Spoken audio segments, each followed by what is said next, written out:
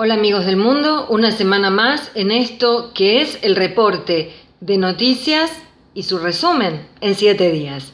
Bueno, llegaron a mis manos los periódicos El Espectador y El Tiempo de Colombia, ambos de tendencia liberal conservadora, como en realidad toda la clase política influyente colombiana. La familia del actual presidente Juan Manuel Santos fue accionista del diario, cuyas opiniones sentaron las bases de la realidad colombiana pasada y presente.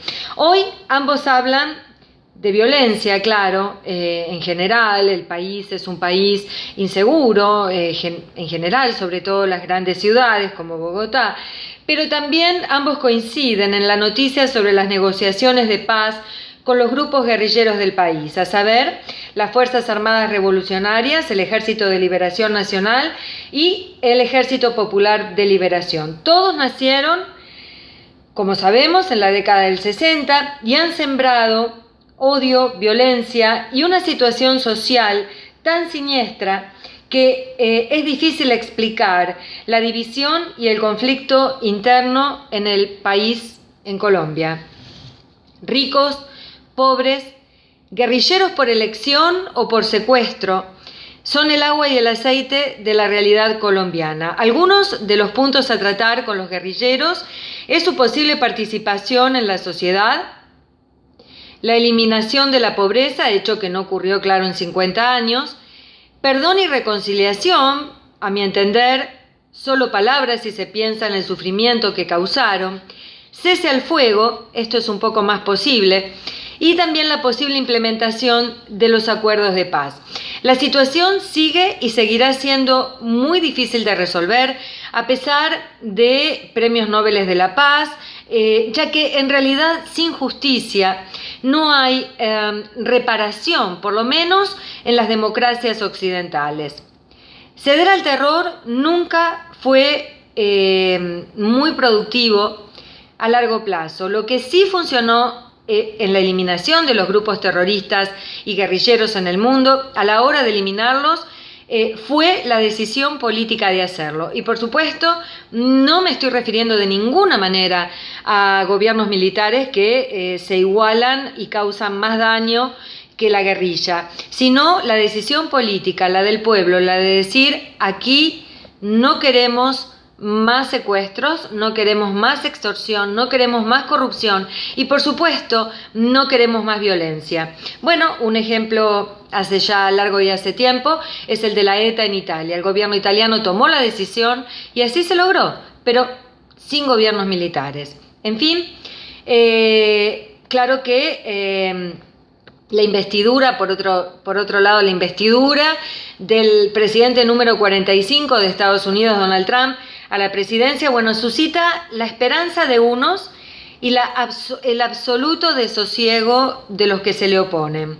En cuanto a sus relaciones internacionales, es muy difícil prever cuáles serán las políticas de este presidente, que por lo menos es ciclotímico y emocional. En América Latina la balanza puede ir y el péndulo puede ir desde la amenaza a una posible oportunidad. Así lo titula el periódico francés Le Figaro. México, Cuba, Venezuela, la paz en Colombia son algunos de los puntos fuertes de la supuesta agenda de América Latina, que en los últimos años pasó o está pasando, es un proceso que todavía se está resolviendo, de gobiernos populistas de tendencia de izquierda a gobiernos más conservadores o por lo menos de centro. Así se manifiesta en Argentina con Mauricio Macri, con la destitución de Dilma Rousseff, claro, en este caso por casos de corrupción, el desastre absoluto político, económico, social que representa Nicolás Maduro en Venezuela y la decepción de los chilenos con Michelle Bachelet. También hay un peligro ahí latente en Ecuador con Evo Morales. Bueno, el péndulo histórico parece ir siempre de un lado al otro, nunca encontrándose en un punto central, en el sano medio que hace que la clase media también prospere y que no haya políticas de izquierda, de derecha, demócratas, republicanos, o sea, opuestas literalmente, sino un sano medio, que es la única posibilidad, a mi entender, en el escenario político para prosperar.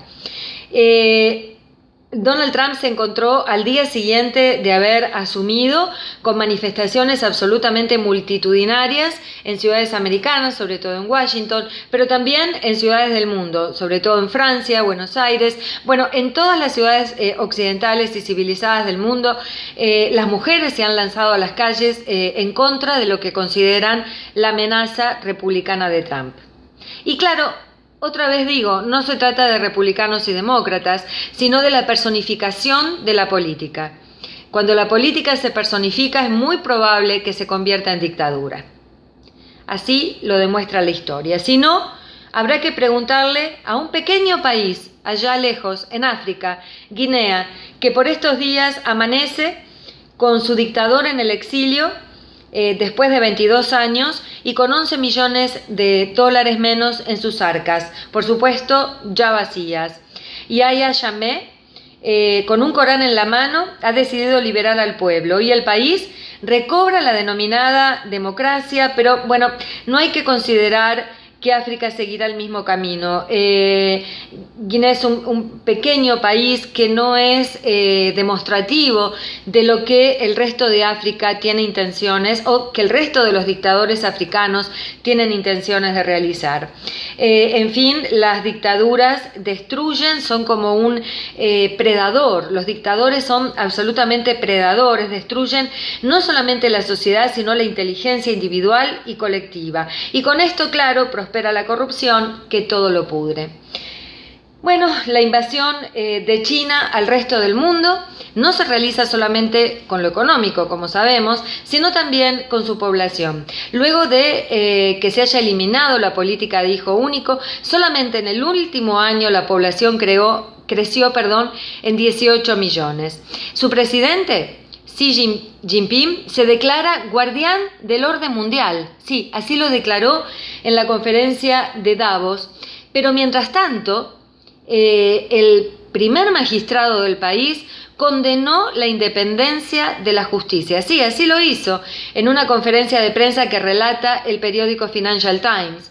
Muchos magistrados y juristas chinos se han indignado ante las declaraciones de Xu Qin y, bueno, no es de extrañar, el Partido Comunista Chino es y seguirá siendo la ley, y allí la justicia independiente fundamental de las democracias occidentales no existe y creo que no podrá existir. Para finalizar, Medio Oriente sigue siendo por estos días el área más caliente del planeta. Erdogan reafirma su autoritarismo en Turquía.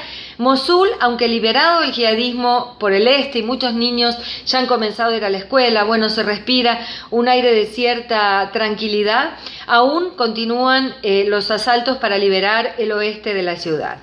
Según un analista francés, esta guerra religiosa que se ha implantado en el mundo seguirá y podrá durar por lo menos unos 30 años más. Ya que hablamos de guerra religiosa, que Dios nos ayude.